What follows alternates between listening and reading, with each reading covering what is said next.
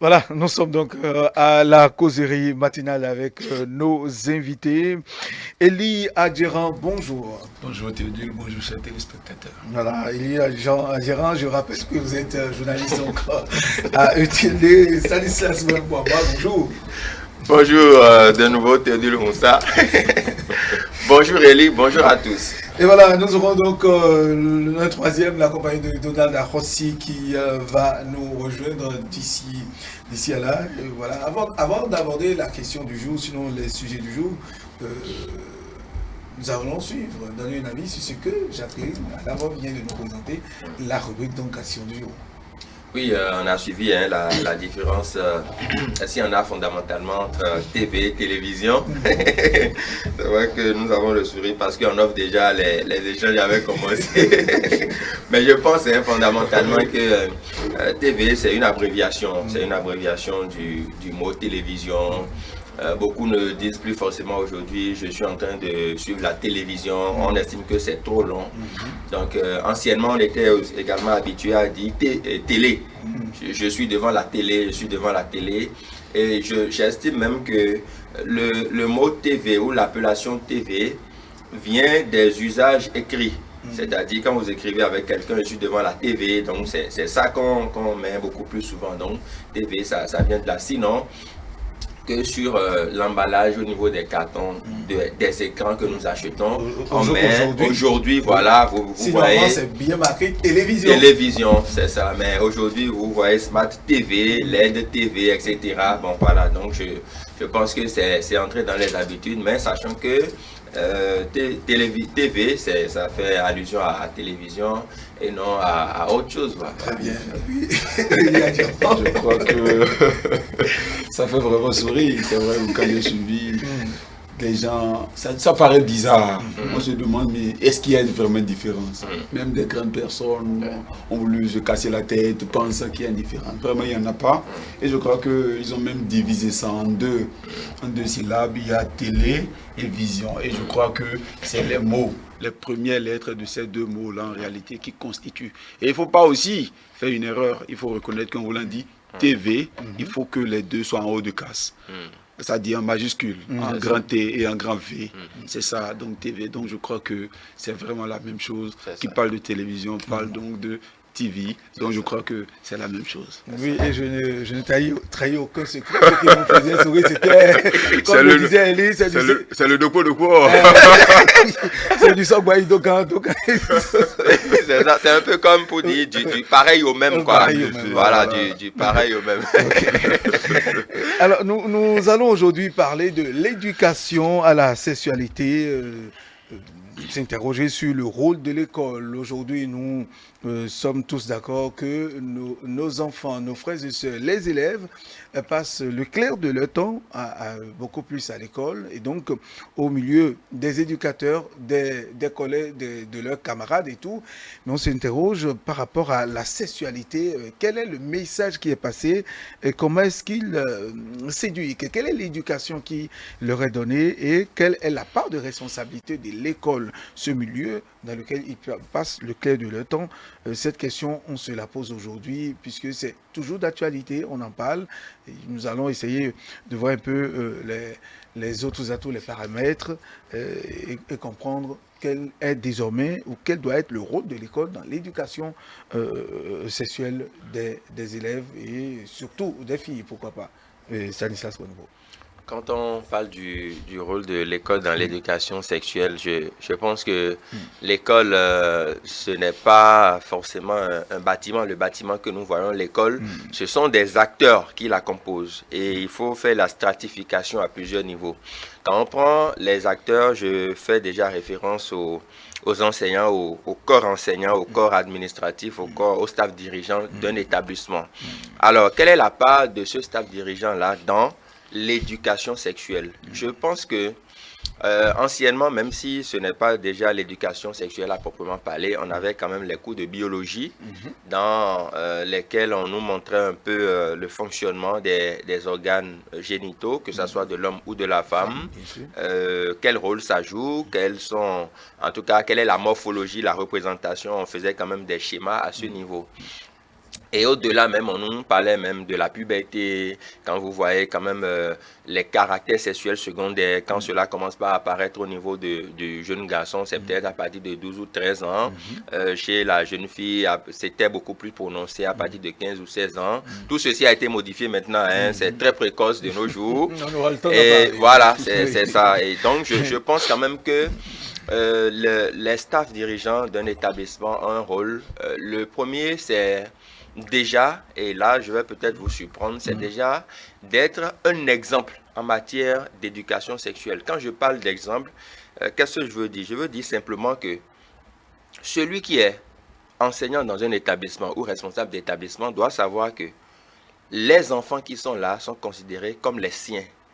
Même s'il n'a pas des enfants qui ont l'âge de ces élèves qui sont dans l'établissement, il doit pouvoir garder cette hauteur-là et les considérer comme ses enfants. Parce que dès lors que le Rubicon est franchi et qu'on n'arrive plus à savoir qui est enseignant et qui est élève, et qu'il y a cette familiarité qu'on observe aujourd'hui est trop poussée entre les deux, même si vous attirez l'attention de ces élèves sur l'éducation sexuelle, sur le fait que les études d'abord et qu'il faut se priver d'un certain nombre de choses, elle ne vous comprendra pas, la fille. Parce qu'elle se dit, mais monsieur, tu le dis, mais les soirs, on se retrouve dans un bar, on sait ce qu'on fait, mais pourquoi tu viens? Donc, c'est de ça qu'il s'agit. Il faudrait que, au niveau des enseignants, qu'on puisse prendre de la hauteur par rapport à cela. L'éducation sexuelle, c'est déjà par l'exemple. Quand vous dites aux jeunes filles dans la classe ou aux jeunes garçons que les études doivent passer en priorité et que la sexualité, si on n'y prend garde, ça peut amener des conséquences comme la grossesse, des maladies sexuellement transmissibles. Quand vous le dites à 8 heures et qu'à 17 heures, vous demandez à la même jeune fille de 15 ans ou de 16 ans de vous rejoindre dans un bar pour autre chose, je pense qu'il y a un déphasage entre ce que vous dites et la réalité. Et au-delà, j'estime aussi que même si l'État a proposé des curricula, par exemple, c'est devenu les sciences de la vie et de la terre aujourd'hui, il faut quand même un autre sujet. Par exemple, sexualité sans tabou, par exemple. En tout cas, il faudrait que, au niveau des établissements eux-mêmes, les staffs dirigeants puissent trouver, au-delà de l'État, un créneau. 1 heure de temps, peut-être 2 heures, chaque mercredi ou chaque vendredi après-midi, pour discuter à bâton rompu avec les enfants. J'estime que ce canevas doit rompre un peu avec l'habitude qu'on a dans les classes. Le monsieur vient, il écrit au tableau, les enfants suivent. Non. Quand on instaure un forum sur la sexualité, sur l'éducation sexuelle, ça peut être sur la cour de la récréation. On invite les autorités, le directeur, les censeurs, les différents enseignants. Les enfants sont là et on discute à bâton rompu. Les sujets qui fâchent, les sujets que certains parents n'osent pas aborder à la maison à cause de tel ou tel facteur, on les aborde tout en attirant leur attention sur ce qui est mauvais et sur ce qui est bon. Quand c'est fait de cette façon, les enfants sont mis en confiance et on peut même à une séance du genre appeler les parents. S'ils sont disponibles, venir écouter ce qu'on est en train de dire à vos enfants. Parce qu'une sexualité mal gérée aujourd'hui, ça peut avoir des conséquences sur toute la carrière d'un individu. Et c'est ça qui est important. Donc je pense qu'au niveau des acteurs du système éducatif, les enseignants ont un rôle à jouer, le staff dirigeant des établissements également. Très bien, oui, Elie Adiran, Stanislas a bien fait de l'aborder au début de son intervention. L'école, sinon, le curriculum présenté, qui est, par exemple, anciennement la biologie, aujourd'hui SVT, est-ce que ce n'est pas déjà une manière de préparer l'enfant à ce qui est en lui, à ce qu'il porte, qui est l'éducation sexuelle à travers les matières biologie, SVT et tout? Parce que c'est une anatomie qu'on fait. On amenait tout le monde à comprendre le fonctionnement de ce qui se passe chez vous, en vous, jusqu'à un certain âge donné. Oui, moi je pense que c'est vrai. Le curricula le prévoit, les dispositions sont là, oui. Mais l'autre chose aussi qu'il ne faut pas oublier, c'est d'abord la curiosité de l'enfant. On peut beau prévoir un mécanisme de communication, d'échange avec un enfant sur ce qu'est la sexualité, mais sans pour autant le faire découvrir à la connaissance de son organe. Parce que c'est une pulsion. C'est déjà en réalité des besoins physiologiques qui sont exprimés et qui ne sont en réalité pas extériorisés. Ça fait que, à des moments donnés, de façon claire, qu'est-ce que vous voulez dire entre griffes, oui. Lorsqu'on cherche par exemple à démocratiser le sexe à l'école, chercher à sensibiliser un enfant, le faire savoir, au-delà des connaissances, notamment le fonctionnement des organes génitaux, quelles sont les mesures préventives pour éviter ci et ça, on n'amène pas l'enfant à la connaissance. Moi, je pense plutôt qu'il faut aujourd'hui intégrer le volet de la psychologie. Nous avons vu plusieurs experts formés en psychopédagogie. Quel est leur rôle au bénéfice de l'éducation béninoise et de l'éducation en général? Première interrogation. L'autre aspect, c'est que lorsque les enfants sont à l'école, quel est le mot juste qu'il faut trouver pour appeler le sexe de l'homme et selon l'âge? Il faudrait aussi en réalité faire le rapport. Sans oublier aussi qu'aujourd'hui, avec l'aide éthique, les enfants aujourd'hui sont plus curieux que nous. L'école d'hier n'est pas celle d'aujourd'hui.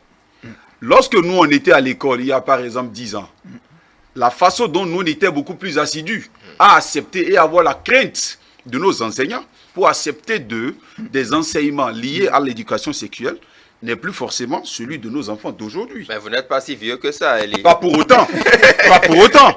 Mais quand je donne, il faudrait se donner, il faudrait prendre un repère par rapport à une génération. C'est ça, c'est ça. Quand je donne aujourd'hui l'exemple en parlant d'enfants d'aujourd'hui, c'est pour dire que nous, on n'avait pas eu de téléphone au CM1, ni en terminale. Mais aujourd'hui, tout est dynamique. Ça pose un autre problème. Donc, je pense qu'aujourd'hui, que le travail, oui, mais il faudrait davantage démocratiser un tant soit peu le sexe. Amener l'enfant à pouvoir, plus ou moins, développer le caractère de la civilisation moderne. Pour dire, on peut bel et bien parler du sexe, on peut même se connaître, il n'y a plus de tabou, il faut le dire haut et fort, le marteler, et l'enfant va commencer par renforcer sa propre capacité de maîtrise. Si un enfant se maîtrise, et déjà les leaders, que sont les enseignants, comme je le disais tout à l'heure, Stan, peuvent véritablement prendre leur manteau, je pense que ça peut résoudre un peu le problème. Parce qu'il fut une époque ici dans ce pays, on a parlé du harcèlement sexuel en milieu scolaire. L'enseignant ne dira pas, ne faites pas ce que je fais, mais faites ce que je vous demande de faire. Mais non, il faut d'abord qu'il soit l'exemple que lui-même, il enseigne. Il faut qu'il incarne en réalité, c'est-à-dire le modèle qu'il veut que l'enfant devienne. Donc aujourd'hui, je crois que les enfants, lorsqu'ils sortent du cours, ils n'ont plus le temps donc de pouvoir vaquer à d'autres occupations, qu'il y ait vraiment un suivi. Est-ce que vous voulez dire, Elie Adiran, que l'éducation qu'on donnait, la SVT, anciennement appelée biologie, l'anatomie qui s'enseignait déjà à l'école, au cours secondaire, pose problème selon vous? À mon avis, non. Je crois qu'il faut même aller au-delà. C'est que l'anatomie que nous enseignent aujourd'hui les sciences de la vie et de la terre ne sont que des prérequis. Ça, c'est pour baliser le terrain. Mais le fonctionnement lui-même est tout autre. Parce qu'on peut bel et bien connaître un peu le fonctionnement de son organe de façon théorique. Mais à la pratique, aller en réalité contracter des grossesses non désirées. L'homme qui connaît à peu près le fonctionnement de cette testostérone, qui sait à peu près déjà le top de spermatozoïdes produits au niveau de ses testicules, entre griffes, je m'exprime du terme, il connaît tout ça, c'est pour aller obtenir une note à l'école, parce qu'il sera évalué pour. Mais lorsqu'on va à la pratique sexuelle, c'est une autre dimension. Donc je pense qu'aujourd'hui, il faut peut-être amener l'enfant à dire, lorsque tu n'as pas l'âge, le sexe n'est pas un jeu d'enfant. Ça implique une responsabilité. Et qui parle de responsabilité, c'est pour dire, lorsque à 10 ans ou à 16 ans, tu contactes un enfant ou une grossesse indésirée, tu vas dire à peu près déjà l'implication. Et déjà même, amener aussi les parents à ne plus soutenir, il faut décourager certains comportements qui constituent des menaces pour la société. Quand un enfant se dit, mais même si je contracte une grossesse, ce n'est pas une fille en soi, je ne suis pas stigmatisé, les gens de mon âge l'ont fait, rien ne s'est passé, etc., etc. Ça voudrait dire qu'on commence par se conforter dans une position donnée, mais qui en réalité constitue une menace pour la société. Donc, au finish, je pense que l'éducation, oui, c'est-à-dire l'enseignement, oui, mais davantage, il faut que la psychologie, la sociologie puisse en réalité accompagner et qu'on puisse démocratiser cela. Qu'on ne sorte, c'est-à-dire que nous nous replongions plus dans cette posture de mythe pour dire non, quand on n'a pas tel âge, on peut pas aller dans telle relation, etc., etc. Il faut que l'enfant commence par prendre en réalité... Là, monsieur Olive, voudrait-il encourager la dépravation? Pas forcément. Que déjà des adolescents aillent à la sexualité sans trop savoir ce que c'est, sans trop comprendre ce que c'est. On peut rester dans une relation sans aller au sexe. Qu'est-ce que je dis? L'amour, la culture de l'amour, là, vous savez, aujourd'hui, tel que nous, on a été éduqués par nos parents, ce n'est pas comme ça que nous éduquons nos enfants. Aujourd'hui, un enfant tutoie son père. Il prend du plaisir à mouracher son père, c'est-à-dire à l'embrasser de temps à autre. Donc, il y a une forme déjà de sympathie, de lien qui se tisse entre les parents et enfants et qui se transpose indirectement à la société. Indirectement, c'est également l'éducation occidentale qui est en train d'avoir une influence sur notre éducation endogène. Donc, je crois qu'il ne faut pas perdre de vue ce paramètre. Je n'encourage pas la sexualité précoce chez les enfants, non.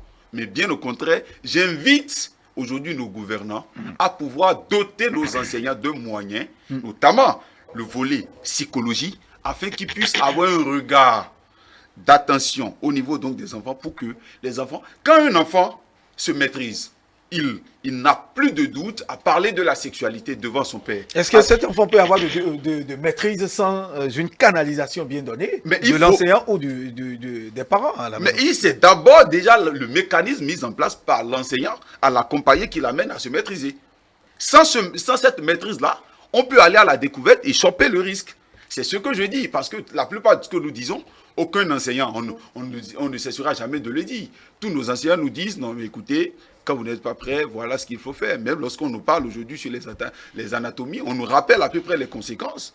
Mais ça n'a jamais porté ses fruits. Ça voudrait dire qu'il y a une première expérience qui est faite, mais avec ses résultats. Pourquoi ne pas aujourd'hui opter pour d'autres apports ou d'autres pédagogies d'enseignement pour en réalité compléter ceux existants, afin donc de pouvoir en réalité maîtriser l'enfant déjà dans son édification sociale. C'est cet aspect-là que je suis en train de dire. Parce que je ne dis pas que l'enfant est appelé forcément à aller très précocement au sexe. Non. Mais bien au contraire, j'invite les enseignants à se doter d'autres outils complémentaires pour mieux accompagner l'enfant dans la connaissance de sa sexualité. Il y a d'autres enseignants qui, ça je rejoins, je pense ce que Elie dit, qui sont très à l'écoute, très attentifs au comportement de leurs élèves, à les écouter, à même rentrer dans leur vie privée sans être forcément avec eux à la maison, ce qui concerne la sexualité, et aborde beaucoup de questions avec Stanislas Ouwenko. Oui, je pense déjà que la sexualité, c'est un sujet assez vaste dont on ne saurait maîtriser tous les contours, tous les tenants et aboutissants. Donc, c'est quand même assez dense. L'autre chose aussi, c'est que reconnaissons que il y a un vide, un besoin au niveau des enfants. Elie parlait tout à l'heure de curiosité. L'enfant est tellement curieux à ce point que le vide que laissent les parents à la maison en ne parlant pas de la sexualité, l'échappatoire que trouvent peut-être certains enseignants en n'abordant pas le sujet, eh bien la rue l'occupe. Et davantage aujourd'hui, l'Internet l'occupe plus rapidement. Et donc l'enfant qui se pose mille et une questions, mais qui a son smartphone devant lui, il a toutes les réponses, même celles-là qui ne concordent pas à son âge, il les a sur son smartphone. Et quand vous avez plusieurs informations et que vous ne savez pas comment faire le tri, vous pensez que tout vous est utile. Et c'est là qu'on observe les déviances au niveau de certains enfants. Parce qu'ils ont une panoplie d'informations. Et vous savez autant que moi que la sexualité, c'est la seule discipline au monde, excusez du peu, qu'on n'a jamais enseigné à quelqu'un, mais que nous avons toujours pratiqué avec perfection, si je peux le dire ainsi.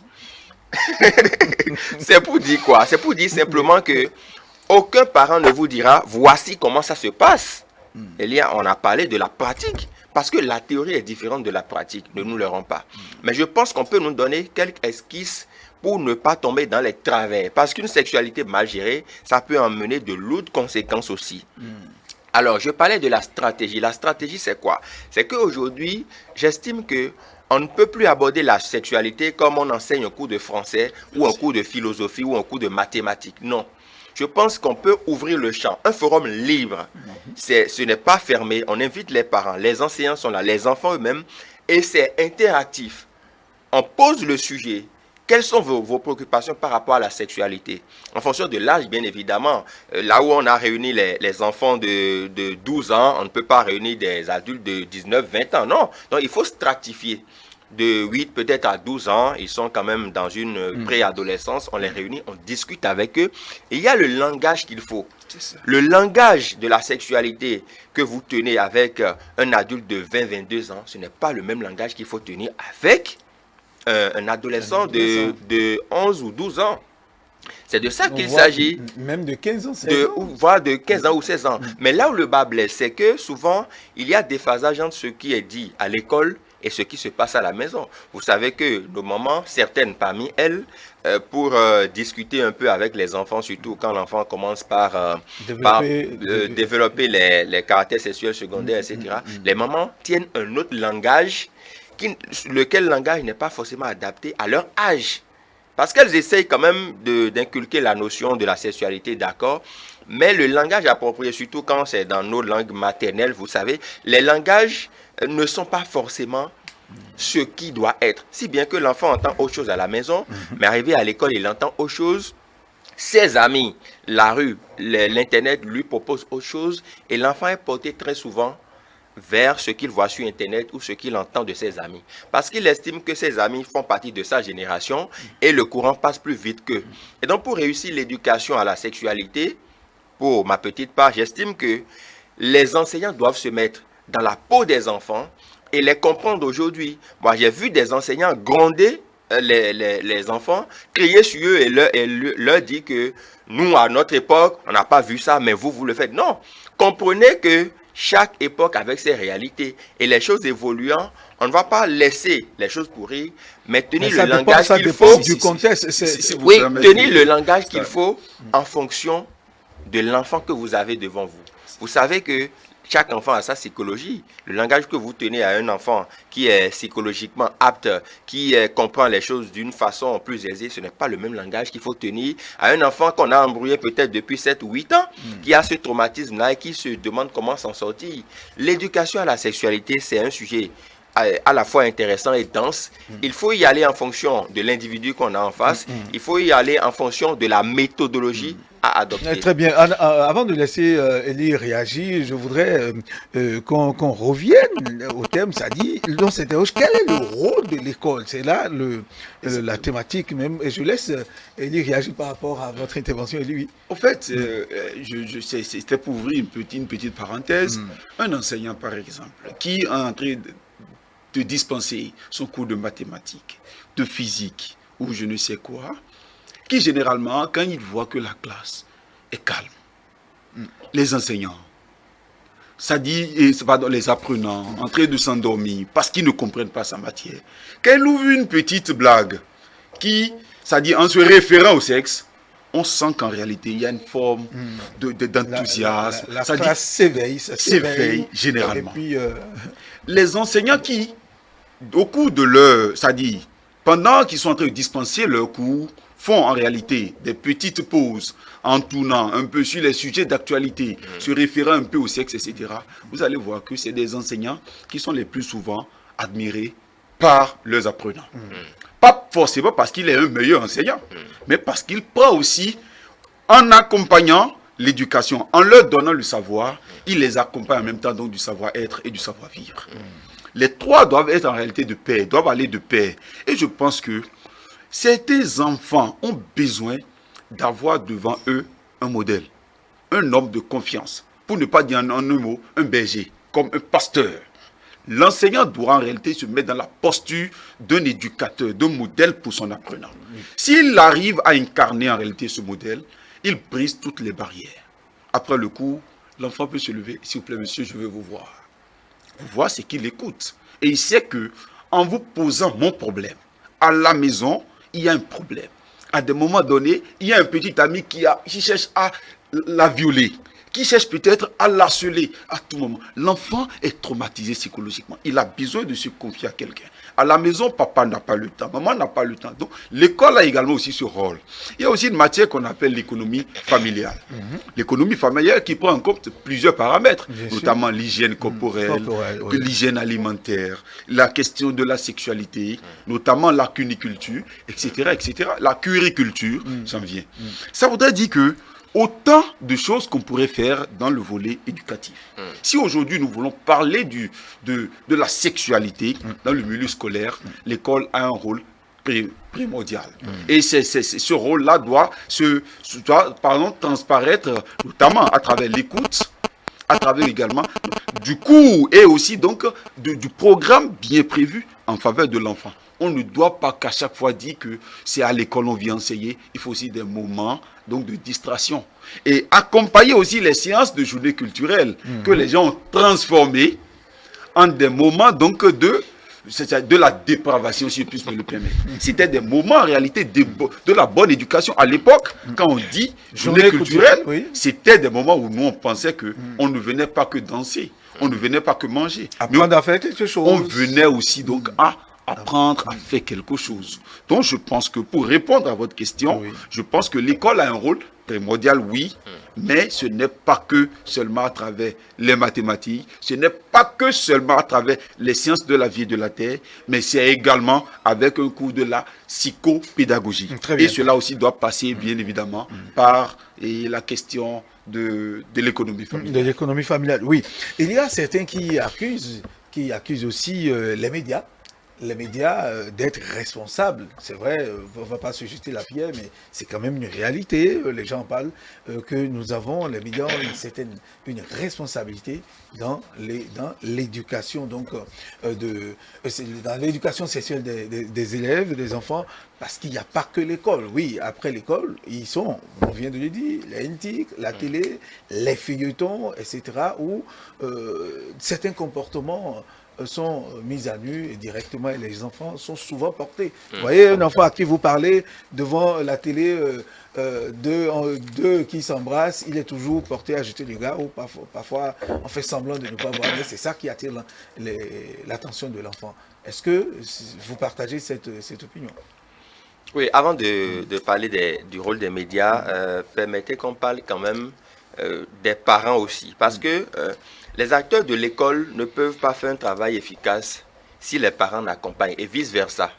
Parce qu'on parle des acteurs de l'école, c'est vrai, mais c'est vrai parce que l'enfant passe plus de temps à l'école qu'avec ses parents. Mais il faut dire que l'enfant n'est pas à l'école de 6h à 20h. Il y a des heures de pause, il y a des heures de récréation, des heures où il n'a pas cours. Qu'est-ce que l'enfant fait à ces heures-là où il n'est pas en classe?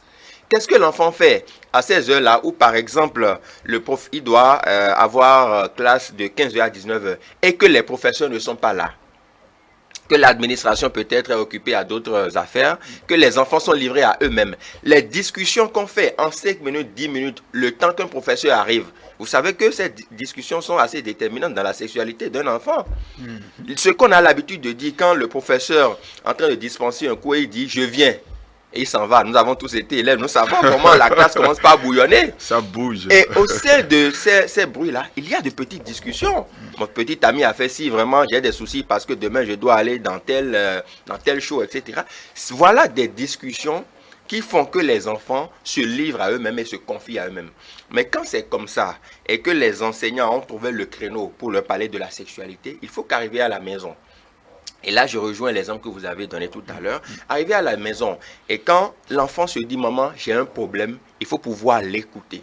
Aujourd'hui, en tant que parents, nous devons développer l'écoute vis-à-vis de nos enfants. Quand l'enfant vous dit « J'ai un souci, il y a un monsieur vraiment qui me harcèle » ou bien il y a un problème. J'ai un camarade de classe qui me dit chaque fois que je suis belle, je suis jolie. Voilà, c'est ça. Ou que je lui plais bien. Oui. Il ne faudrait pas que la maman lui dise « Je ne t'ai pas envoyé à l'école pour aller entendre ça. Va à l'école pour suivre tes cours. » Non. Il faut que la maman soit beaucoup plus attentive et dit « Ah tiens, qui a dit ça? Assieds-toi, on va en parler. » Il faut que la maman la mette en confiance. Pour que l'enfant, parce que dès lors qu'il est mis en confiance, il vous dit tout, mais sans retenue. Mais quand l'enfant sent que son papa ou sa maman constitue un ou une gendarme et que là il y a de la pression, il se réserve et il préfère confier ça à la rue et les dégâts sont là. L'autre chose également, c'est que quand nous sommes devant la télévision, ça rejoint la télévision ou TV si vous voulez, il y a que justement, il y a des scènes aujourd'hui qui sont produites, qui sont retransmises.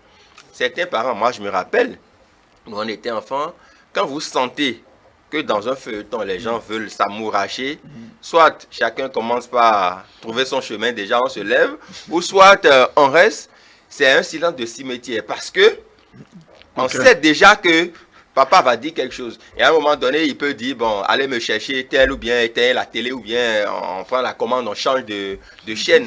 Alors que je pense que on pourrait peut-être laisser l'enfant suivre cette séquence, et maintenant l'appeler et lui dire, qu'est-ce que tu as vu? Qu'est-ce que tu viens de voir? Il va certainement donner une réponse. Et c'est à partir de cette réponse que vous savez si votre enfant est déjà mature ou pas en fonction de la réponse qu'il donne. Et en fonction de ça maintenant, vous lui appliquez la pédagogie qu'il faut, vu son âge, pour lui dire que c'est bon, mais il faut attendre tel âge d'abord. Tu auras toute la vie pour le faire dès que tu finis tes études et tout ça. Donc, je pense que la discussion, c'est importante.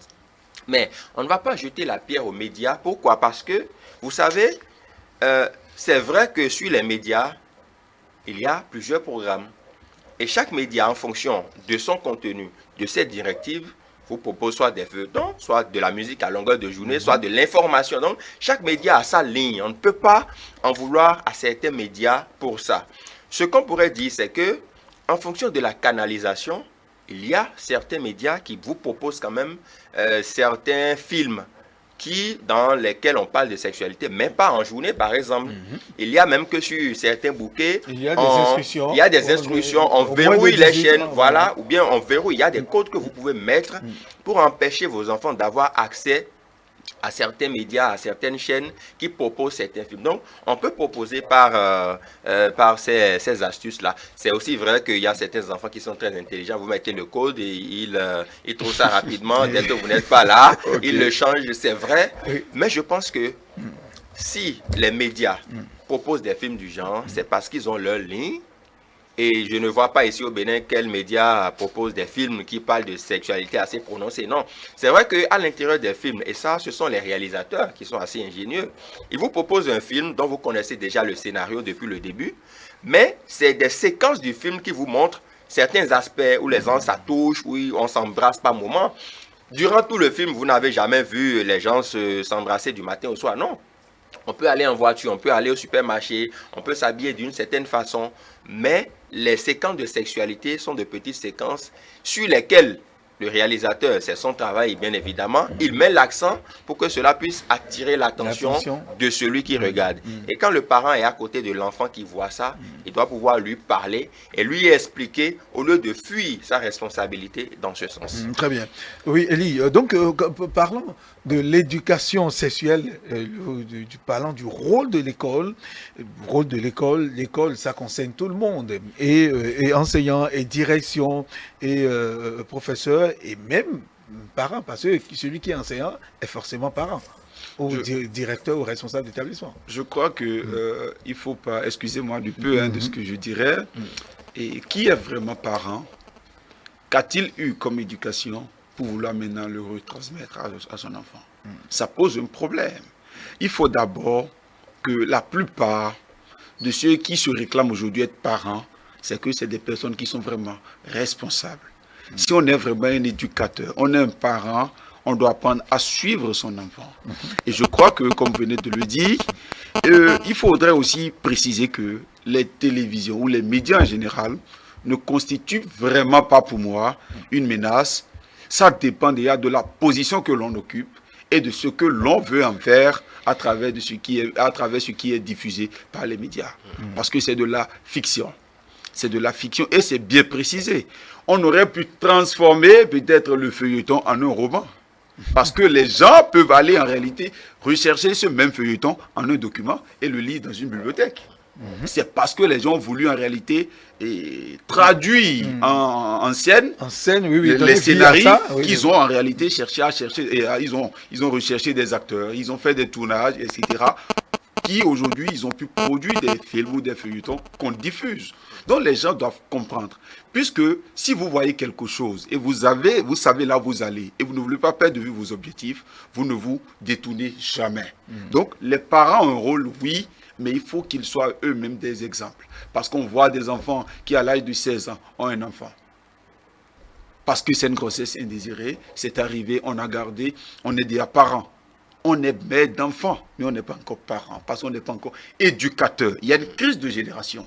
Celui-là, à des moments donnés, comment taper l'enfant? Ça pose un problème. Parce que le véritable problème aussi, c'est la misère. Et je dis que il est arrivé dans ce pays, ou dans les pays de la sous-région, on a même décrypté la scolarité gratuite pour les filles, quand vous les envoyez à l'école comme telle.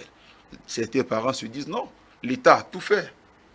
Que ça soit bic, que ça soit cahier, que ça soit kaki, tout. Manger aussi, c'est l'école même qui va vous le donner ou c'est l'État même qui vous a... Donc c'est comme si l'État a commis l'erreur d'avoir dit l'école est gratuite. Ça pose un problème. Donc c'est une question de mentalité. C'est une question, au fait, de prise de responsabilité. Les gens fuient leur responsabilité en se mettant sous la coupelle de beaucoup de choses. Quand l'enfant va à l'école et n'a pas de quoi manger, la jeune fille, elle a déjà développé ses caractères sexuels secondaires, etc. Elle est bien arrondie. Elle quitte l'école. Elle quitte la maison, pour l'école. Elle n'a rien dans la poche. Ses camarades sont en train de manger comme elle. Que va-t-elle faire? Vous la poussez progressivement à de la débauche, qui ne dit pas son nom. Donc l'invite aujourd'hui, c'est que les parents aussi doivent se dire, si je n'ai pas encore les moyens, je n'en ai pas la capacité, il ne faut pas que j'aille à tel faire. Que les enfants aussi se disent que l'avenir de demain les appartient, et que c'est la façon dont ils se prennent qu'ils pourront en réalité eux-mêmes transmettre le savoir. C'est une obligation, c'est une dette à la limite même pour l'enfant d'être un modèle pour ses parents. Parce que les parents étaient un modèle pour les leurs. Et c'est pour ça que nous sommes devenus ce que nous sommes aujourd'hui. Par conséquent, il faudrait que le travail soit transversal. Que ça soit dans une forme de verticalité, que déjà depuis le géniteur, le parent qui met son enfant au monde, il y met le minimum qu'il faut, que l'enfant, même en allant à l'école, se retrouve dans un environnement, bien qu'ils soient en train d'avoir le savoir, ils se retrouvent dans un environnement de sûreté et de sécurité, qui ne soit pas menacé par ses enseignants et instituteurs, et qu'à la suite, maintenant, la société qui va la récupérer puisse également lui garantir cette même société-là. C'est un travail transversal et je crois que ce n'est pas du jour au lendemain. Que ce soit les menaces de télévision, que ce soit les menaces de la société, d'un pasteur ou d'une autre, il faut que l'enfant soit égal à lui-même, qu'il ne perde pas de vue ses objectifs. C'est ce que je pense. Oui, très bien. En conclusion, l'éducation à la sexualité, le rôle de l'école, qu'est-ce qu'on peut retenir? Là, nous profitons pour faire un dernier tour de table. Oui, par rapport à ça, notons sincèrement que c'est quand même une chaîne. L'école ne peut pas tout faire. Il y a la maison, il y a la religion également, que vous soyez animiste, chrétien ou musulman, il y a la religion. Donc, chaque leader religieux également doit accompagner l'éducation sexuelle des enfants. C'est très important, on y reviendra certainement. Je pense que les enseignants ont un grand rôle à jouer. Discuter sans tabou avec les enfants. Et même si vous sentez qu'un enfant peut-être a déjà commencé l'activité sexuelle, trouver les mots justes pour le lui dire, pour qu'il puisse préserver son avenir et ne pas les traumatiser.